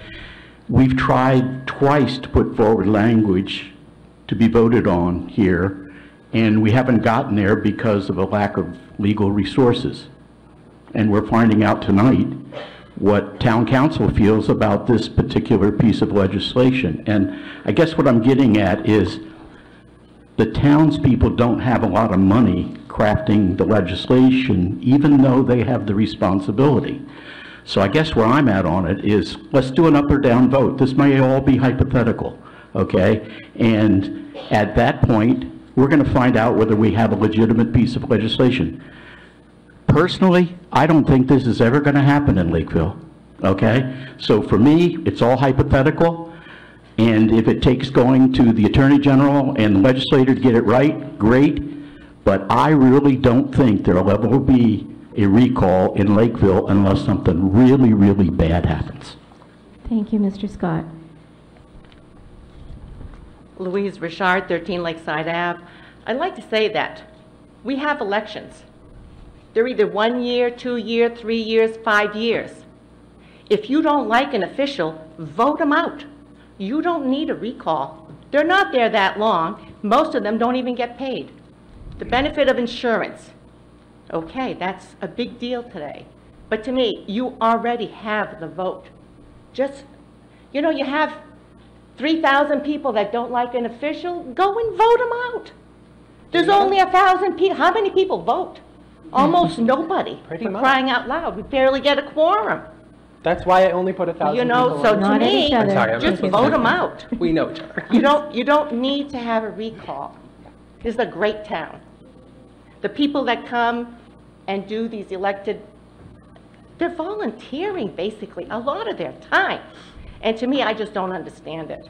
You know, you can quarrel about this, that, the other thing, but honestly. Thank you. No, I fully agree with her. I fully agree with her, and I don't agree with this idea that it's about the Lakeville Country Club. It had nothing to do with the Lakeville Country Club. When it came time to do that vote, there was no explanation. There was no talking about it. There was no reason for it, nothing. I'm not harboring some grudge over the Lakeville Country Club. I don't care. Stay within the scope of this It is the article. scope, because everybody's bringing it back to this is just some grudge match against the select board because it's not. It's the idea that if you don't want to do your job, if you don't want to tell us why you're making these decisions, if you don't want to actually have a stance, if you don't want to stand up tall and say, this is why I'm doing this, then you can be removed. I don't think we'll ever have a removal. I don't think we'll ever have a recall. But if someone doesn't have a threat that they could be removed for not doing their job, then they're not going to do their job to the best of their ability. Thank you. Okay. Mr. Day, you need a microphone. Sorry, playing past the mic. When this came in, I reviewed it because I made a number of comments at the last town meeting, so I just wanted to reflect on when the changes came in. I very quickly thought we had a lot of debate at the last town meeting on this, pros, cons, different areas of things people would like to see tweaked. And when the next one came in, it was kind of like, oh great, all right, let's see what's been revised.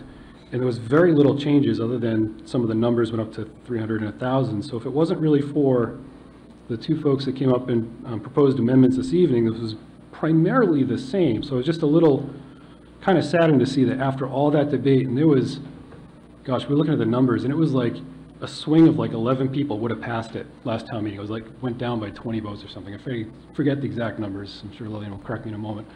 But like, after all that debate, it just seemed like there would have been more change, and we didn't see more change. And I said I would wholeheartedly support something that was, in my opinion, what was well put together.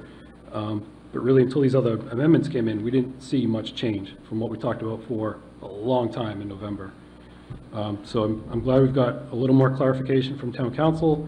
To Mr. Scott's comment, I feel like that was a wasted opportunity to come back and present this again with minimal change after all the pros and cons discussed by all the residents. We had full house in another room.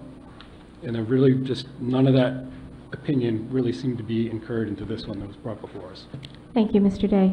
Ms. Drain, did you say you wanted to say something? Could you pass the microphone down to Ms. Drain? I just want to mention that historically, the town elections, just the people that are interested in running, run. We don't have a lot of people that participate or take out nomination papers. So if you're interested in running, then go ahead, take out nomination papers. If you feel that you need to participate, do that. Take out nomination papers. That's where we have a voice. Thank you. Thank you. Okay. Now, we are going to a vote. This is a majority vote. I am going to count this vote. because it was so close last time. Tellers, please get up and get ready to count. All those in favor, please raise your cards.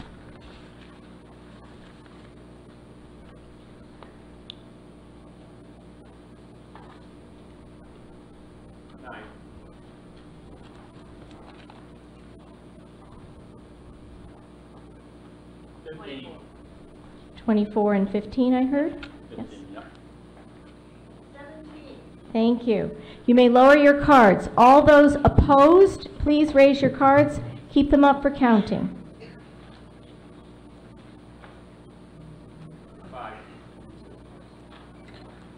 8.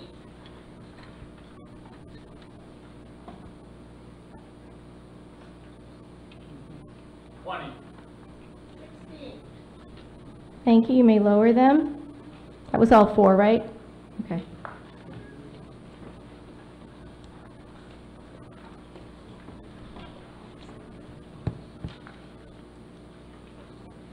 The motion passes 75 to 49. On to Article 15. Oh, I'm sorry. Did I get that wrong? 61. I had 75 yes. I have 65. That's the wrong number. 65 yes? Oh, I'm sorry. Mr. Marshall was my English teacher, though, so I don't have my math teacher. And you don't want me doing numbers, I'll tell you. So it's 65 passes, 49 noes. It still is a majority vote. Let the record amend my mistake to 65, please. Thank you. Thank you, Mr. Marshall. I'll get that on my report card. Article 15.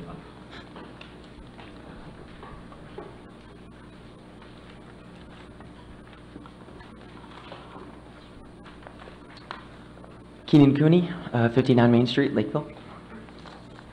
I'm here to see if the town will vote to amend the zoning bylaw relative to business uses as follows. Amend section 4.1, table of uses regulations, subsection 4.1.2, business uses, to add new language as follows. Retail, office, or service business, minimum of 1,500 square feet, with up to 7,000 square feet of associated storage and wholesale distribution, per special permit by the Zoning Board of Appeals. Thank you. I need to hear a second. Thank you. Would you care to speak to this? Yes, I would. Good evening, Lakeville. As I said, my name is Keenan Cooney. I am 22 years old, and I've been a lifelong resident of this town. I've been a part of Lakeville's schools, athletics teams, and many community projects. I'm here today on behalf of my family and our small business team at Heavenly Spirits to ask for a yes on Article 15. My family and I put the petition together that led to the amendment we are about to vote on tonight. This amendment is supported by family, friends, and neighbors. We strongly believe that it is good for the town of Lakeville, local small businesses, as well as for future generations of young entrepreneurs. Over the years, my family and I have witnessed large corporations such as Cisco and Rhino try to find a way to build massive warehouses amid small residential neighborhoods. Thankfully, the residents of Lakeville, our family included, stood together and prevented these companies from negatively impacting the landscape and environment of our beautiful town. Article 15, which proposes to further enable small local businesses to establish and flourish in Lakeville's existing business zones, is the opposite of anything that big corporations look to gain from moving into our town. In fact, Article 15 is a perfect example of low-impact, responsible growth. This amendment and any changes that could result from it would be tied to a special permit process under the Zoning Board of Appeals. This article would allow small businesses that want to build a minimum of 1,500 square foot retail, office, or service space in a business zone to apply for a special permit that would allow for up to 7,000 square feet of additional storage and distribution space. Just for comparison, the dollar store at 56 Main Street, which is essentially a warehouse with both industrial and consumer traffic, is 12,000 square feet.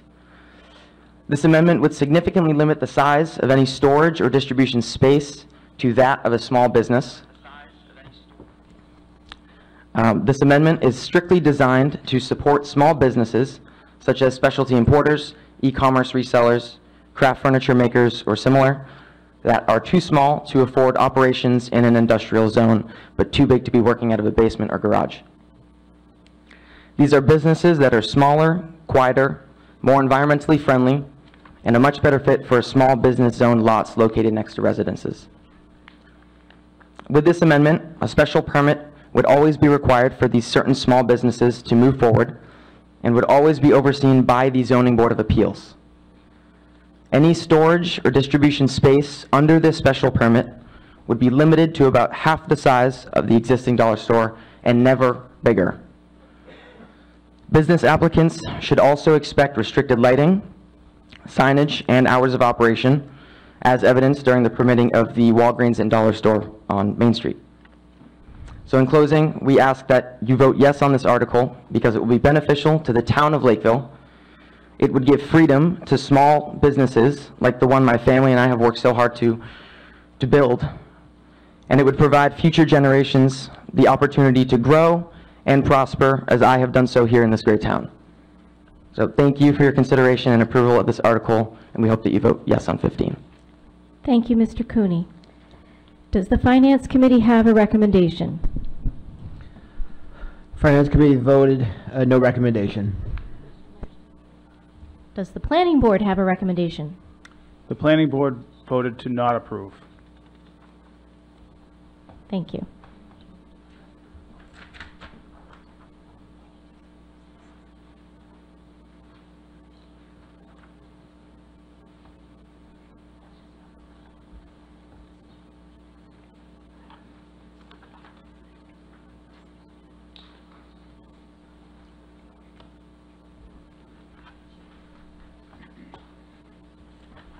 Just getting some housekeeping. Yes, you may speak while we're doing this. Oh, thank you. My name is Claire LaPointe. My family and I have lived at 61 Main Street for 20 years and have witnessed many changes in the neighborhood. The focus now is the vacant property at 58 Main Street, which is directly across the street from my home. The land is owned by Dan and Christine Cooney, who want to build on that lot. Voting yes for the Article 15 amendment would allow a pathway for the Cooneys to build a small office retail building with associated storage and wholesale distribution for their small business, Heavenly Spirits. This amendment seems to be the best way to move forward with the proposed project and provide opportunities for other entrepreneurs who might want to build small, low-impact businesses in Lakeville. Oh, thank you. Okay. I believe that small businesses should have a place in Lakeville's business zones. Not only will new commercial businesses provide additional tax revenue, new small businesses usually provide environmentally friendly building designs, discrete signage and lighting, shorter business hours, less noise, and less car traffic. And they often use box trucks to receive and transport merchandise, which would decrease the use of tractor trailers. Now, I've heard fears about many storage buildings popping up all over Lakeville. To be clear, this amendment does not advocate for standalone storage buildings. I also heard and read statements about opening a Pandora's box regarding this amendment. There is no Pandora's box for many warehouses in our limited business zoning, as published in a local newspaper. And if our business zones are limited, the reality of many warehouses popping up all over Lakeville seems unrealistic. Again, I don't believe that there is a Pandora's box to fear. The associated storage wholesale distribution space would have to be part of a retail, office, or service building design. To apply for this special permit, a business plan would have to be submitted to the Zoning Board of Appeals, and their decisions to grant special permits are made on a case-by-case basis with no precedent to approve. I have seen the members of the Zoning Board of Appeals make informed and fair decisions as they review, discuss, and weigh the specifics of each special permit application. I also know from firsthand experience they listen and include impact statements from the surrounding neighbors and town residents before they make any final decision. And within that process lies the protection for the town's business zones. So in your decision here tonight, please remember, we are talking about providing small businesses a path, not a guarantee, to build a limited-sized building that includes limited storage. In closing, the abutting neighbors to the vacant lot of 58 Main Street and many residents at Woods Edge trust the Coonies to respect our neighborhood and our town because they're part of our neighborhood and our town. We hope that you vote yes for Article 15. Thank you very much. Thank you. Mr. Knox, to follow up, you had mentioned that the planning board did not recommend approval. Would you elaborate on that, please? Yeah, so in essence, this change would allow an industrial use in our business zoned areas. Lakeville is comprised of a little over 36 square miles. The master plan says that we have 4% of those 36 square miles are business zoned, which works out to about 900 acres. So by allowing this change, you would in essence allow on any one of those properties within that 900 acres in Lakeville to have the same ability to apply for industrial use within our business zone. I don't know that that number also includes pre-existing non-conforming businesses that could be your neighbor that runs a little shop out of his house and he's been there doing it for 30 years.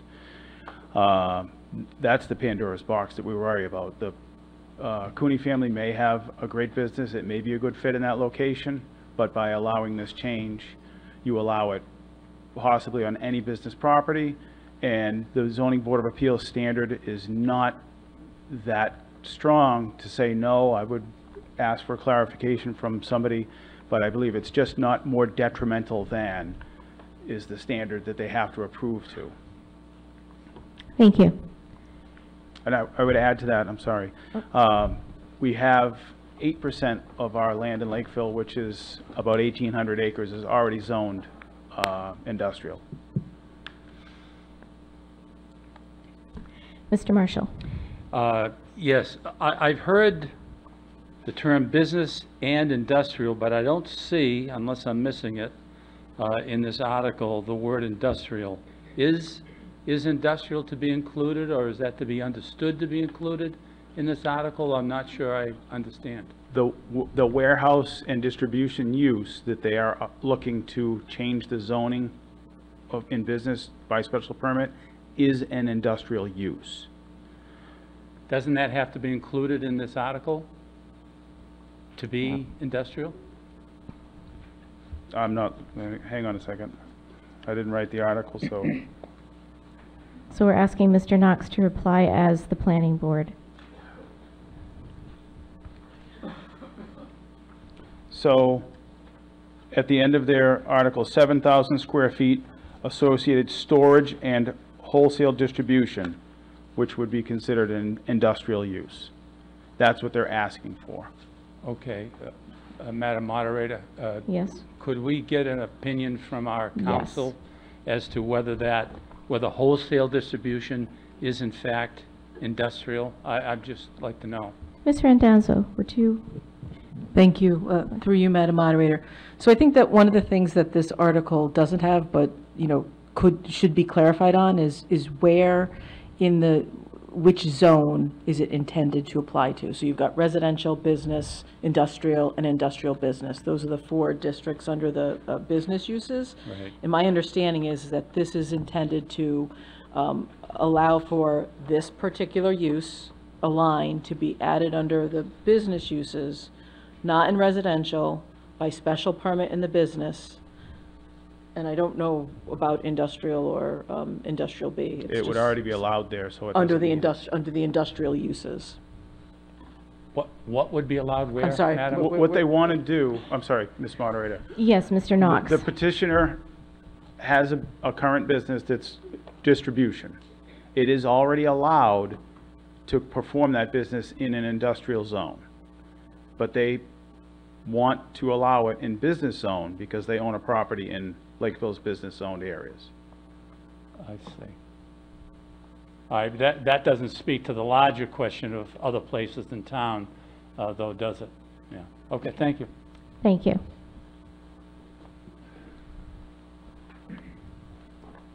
Mr. Scott. I think this is another, Dick Scott, Rushmont Road. I think this is another article where unintended consequences could come to bear very quickly on us. And anytime a zoning proposal comes forward that is primarily designed to benefit one project that theoretically could benefit others, it comes with a risk. And I'm very concerned why it's for getting a special permit from the Zoning Board of Appeals and not our own planning board. I mean, if it's a planning zoning article, it seems to me that that should be the authority. We generally use the Zoning Board of Appeals for, 40Bs and changes to non-conforming lots and things like that. So I think this has got problems, okay? So I see a red flag going, and after going through the warehouse projects in 3 different locations, I realized that just one word in these articles makes all the difference in the world, or you find yourself in court. So I'm sitting back saying, I mean, I'm involved with other people in litigation going almost 2 years now on this very subject about what's allowed where because of some ambiguity in the bylaw, okay? And we should not be making changes unless we thoroughly understand what the implications are, not just for the Cooney project. And I agree with that. I'm sympathetic, but I'm also very, very worried. Developers have deep pockets. Developers have lawyers. Developers and lawyers have the ability to twist zoning to their advantage, to the detriment of the town, both financially and the long-term outcome. Zoning determines what's going to happen, not what might happen. So therefore, the language has to be tight, precise. So I'm kind of like where our chairman of the Board of Selectmen is on the previous article. You don't want to leave it to chance. I think zoning coming forward for the benefit of a specific property is very dangerous unless we thoroughly understand all the implications. The planning board and I don't agree on a lot of things, but this is one where I think they're spot on. We need to identify these potential problems and make sure the language is tight. And then if it makes sense for the town as well as the Coonies, we move forward. Thank you, Mr. Scott. Ms. Donahue. Is there a business that can be referenced just in terms of size? I believe they said half the dollar store, so would that be like the size of the gymnasium? I mean, how big of a building are we talking? Thank you. How big of a building are we talking about? Did I shut it off? I did. How big of a building are we talking?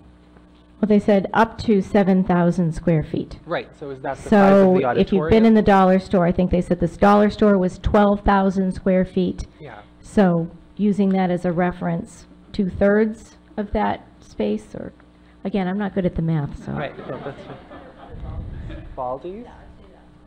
About Baldi's? Just Baldi's or Baldi's Plaza? Okay. It doesn't seem that big. Okay. Yes, so Mr. Cooney actually might have some data to help you with your, you can still stay and if you have any more questions, but let Mr. Cooney reply to you. It would be no more than 10,000 at most. And again, that's 6,000 storage and distribution space with 3,000 retail space in the front. And it would For your particular project? Yes, Right. exactly. But it says it can be up to 7,000. 85. So this is 8,500 total.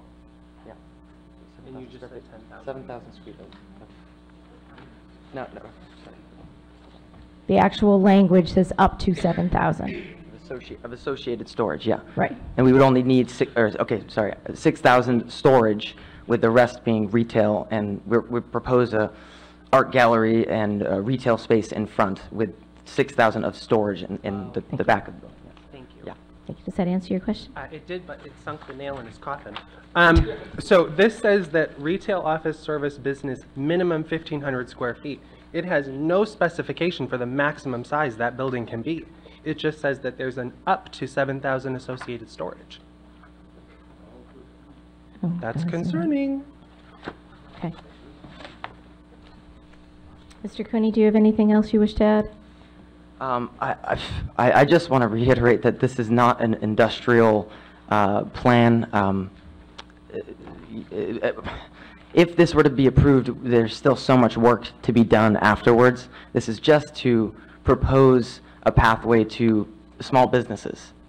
That's all I have to say. Thank you. There's someone behind you who hasn't spoken yet, but you may speak after him. Thank you. I just want to give everyone the first shot. John Cooney, 66 Highland Road. Thank you. You know, what I'd like to call out here is, you know, certainly hearing a lot of hypothetical problems, but nobody has brought forward any amendments to address some of those noted hypothetical problems. I think, you know, as we think about this article and the 7,000 square feet, a couple examples were provided.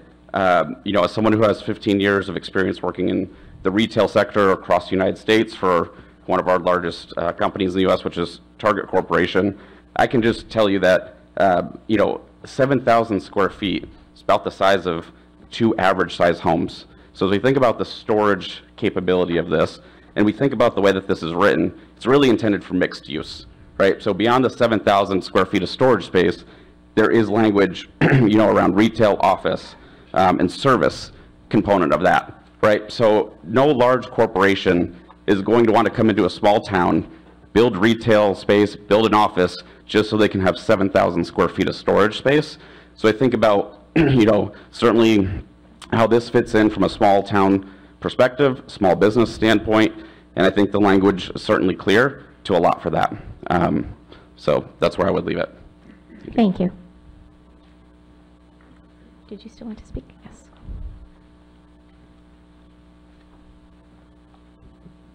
I think using the comparison to... Come closer to the mic.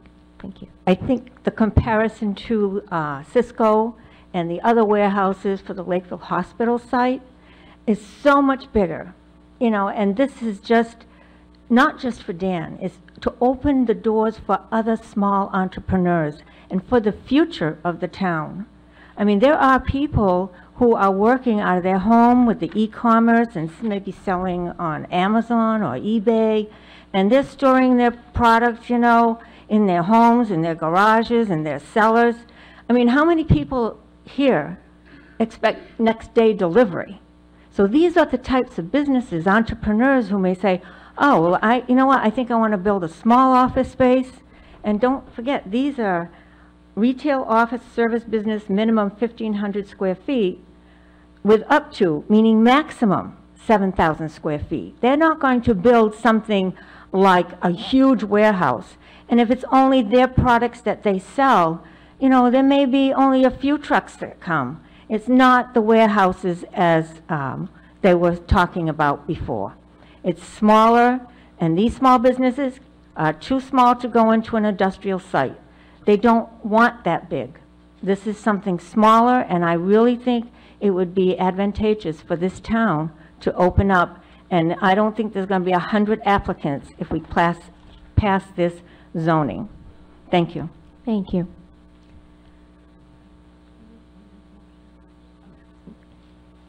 Mr. Cooney, we need your motion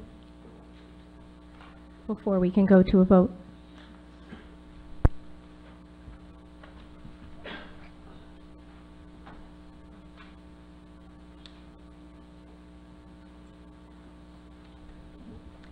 Okay, this requires a 2/3 vote. Tellers, we're going to count this. Please get ready. All those in favor, please raise your cards and keep them up.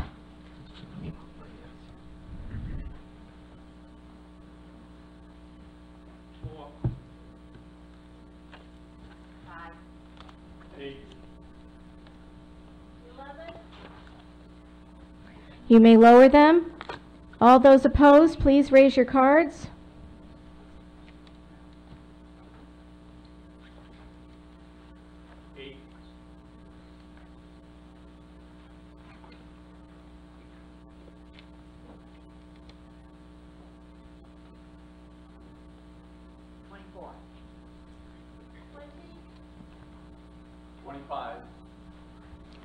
You may lower your cards.